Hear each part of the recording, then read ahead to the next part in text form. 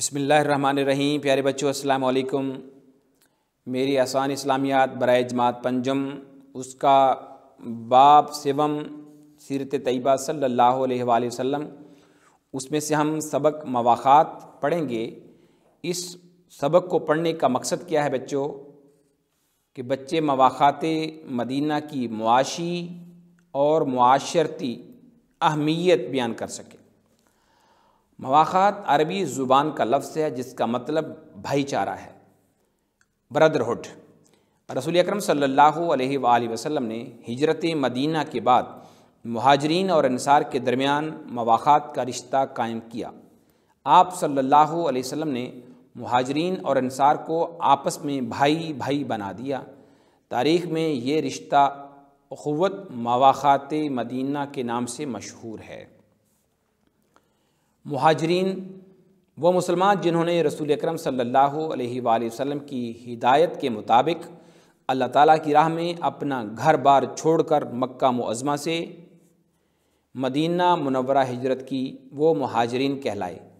یہ مہاجرین اللہ تعالیٰ کے بھروسے پر خالی ہاتھ مدینہ منورہ میں داخل ہوئے۔ انہوں نے اپنا گھر بار، مال و اسباب، دوست اور عزیز و اقارب سب کچھ اللہ تعالیٰ کی راہ میں چھوڑ دیا تھا اور بے سر و سامانی کی حالت میں مدینہ منورہ پہنچے تھے۔ انصار عربی زبان کا لفظ ہے، اس کے معنی ہے مددگار۔ مدینہ منورہ کے مسلمانوں نے مہاجرین مکہ کا گرم جوشی سے استقبال کیا۔ انہوں نے مسلمانوں کی آمد کو اپنے لیے بڑا اعزاز سمجھا، ہر طرح ان کی مدد اور حوصلہ افزائی کی۔ اہل مدینہ کو ان کے ایثار اور قربانی کی وجہ سے انصار کا لفظ، انصار کا خطاب عطا ہوا۔ مواخات آپ صلی اللہ علیہ وآلہ وسلم نے انصار اور مہاجرین کے درمیان مواخات قائم کرنے کے لیے انہیں حضرت انس بن مالک رضی اللہ عنہ کے مکان پر جمع کیا۔ آپ صلی اللہ علیہ وسلم نے انصار اور مہاجرین کو مخاطب کر کے فرمایا، تم لوگ آپس میں بھائی بھائی ہو، اس لیے میں ایک ایک انصاری اور ایک ایک مہاجر کے درمیان مواخات اور بھائی چارے کا رشتہ قائم کیے دیتا ہوں۔ اس کے بعد آپ صلی اللہ علیہ وسلم نے انصار اور مہاجرین کا نام لے کر انہیں ایک دوسرے کا بھائی اور دکھ درد کا ساتھی قرار دے دیا۔ مہاجرین مکہ اپنا گھر بار اور ساز و سامان سب کچھ چھوڑ کر خالی ہاتھ مدینہ منورہ آئے تھے۔ ان کی اپنی کوئی آمدنی بھی نہ تھی۔ انصار نے خود کو تکلیف میں ڈال کر مہاجر بھائیوں کو آرام پہنچایا، ان کی ہر طرح سے مالی مدد کی۔ انہیں مہاجرین کو اپنی جائیداد میں حصے دار بنانا چاہا، لیکن مہاجرین نے یہ حصہ لینا گوارا نہ کیا اور خود اپنے پیروں پر کھڑا ہونے کی کوشش کی۔ انصار کی اکثریت کا پیشہ کاشتکاری تھا، جبکہ مہاجرین کا پیشہ تجارت تھا۔ ان کے میل جول سے مدینہ میں ایک خوشگوار اسلامی معاشرہ قائم ہو گیا۔ مہاجرین نے تجارت میں خوب ترقی کی۔ زراعت پیشہ انصار نے تجارت پیشہ مہاجرین کے ساتھ مل کر تجارت شروع کر دی۔ اس طرح اسلامی معاشرے کو ترقی اور خوشحالی نصیب ہوئی۔ مہاجرین و انصار نے مل کر سکون و امن کے ساتھ دین اسلام کی خدمت کی اور اللہ تعالیٰ کا پیغام لوگوں تک پہنچایا، جس کے نتیجے میں عرب کے لوگ جوک در جوک اسلام میں داخل ہونے لگے اور ہر طرف اسلام کا چرچا بلند ہونے لگا۔ تھوڑے ہی عرصے میں ہر طرف اسلام پھیل گیا۔ پیارے بچوں، ہم نے سبق مواخات مدینہ پڑھا۔ آج ہم اس کی عملی مشق جو ہے وہ کرنے جا رہے ہیں۔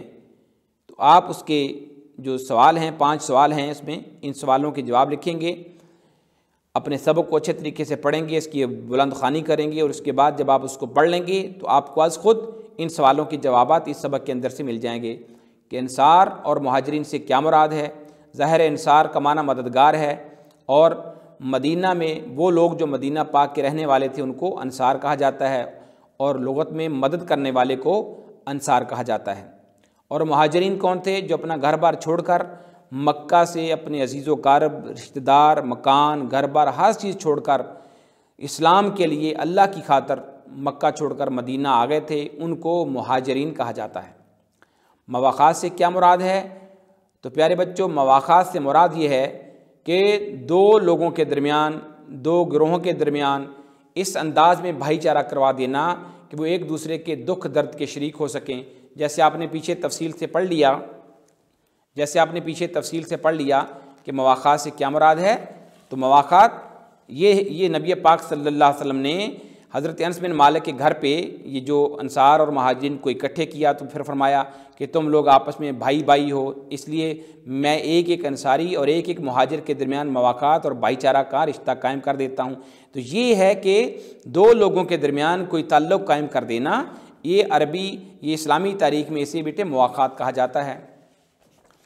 اسی طرح انصار نے مہاجرین کی مدد کیسے کی؟ تو انصار چونکہ مدینہ کے جو لوگ تھے بیٹا وہ تجارت وہ زراعت پیشہ تھے، انہوں نے اپنی زراعت میں مہاجرین کو شامل کر لیا، کھیتی باڑی میں ان کو شامل کر لیا، لہٰذا دونوں انصار اور مہاجرین نے آپس میں مل کے کھیتی باڑی کو بھی بہت زیادہ ترقی دی۔ ایسے ہی اگلا سوال ہے کہ مہاجرین نے دین اسلام کی خدمت کیسے کی؟ بیٹا مہاجرین نے دین اسلام کی خدمت ایسے کی کہ انہوں نے اسلام کے لیے اپنا گھر بار بھی چھوڑ دیا اور اپنے بال بچے اور جو بھی ان کے پاس مال و اسباب تھا وہ سب کو چھوڑ دیا، اور پھر انہوں نے تجارت شروع کی اور اپنی تجارت سے دل کھول کر اسلام کی خدمت کی۔ تو بیٹا انہوں نے پیسے سے تجارت کے ذریعے اسلام کی خدمت کی اور اسلام کو دور دور تک پہنچایا اور اسلام کی تبلیغ کی۔ اس کے بعد بیٹا کہ انصار اور مہاجرین کے میل جول سے مدینہ میں کیا تبدیلی آئی؟ تو بیٹا آپ نے پیچھے سبق میں پڑھ لیا کہ مہاجرین اور انصار سے میل جول سے مدینہ میں ایک خوشگوار معاشرہ جو تھا وہ تبدیلی آ گئی، اور خوشگوار معاشرہ جو ہے اس کا نظام عمل میں آیا، معاشرے میں سکون قائم ہو گیا، امن قائم ہو گیا، اور لوگ آپس میں پیار محبت سے رہنے لگے۔ اس طریقے سے مہاجرین اور انصار کے آپس میں برادرانہ تعلقات نے مدینہ میں ایک خوبصورت فضا قائم کر دی، اور وہ معاشرہ جو تھا وہ امن والا معاشرہ بن گیا، خوبصورت معاشرہ بن گیا۔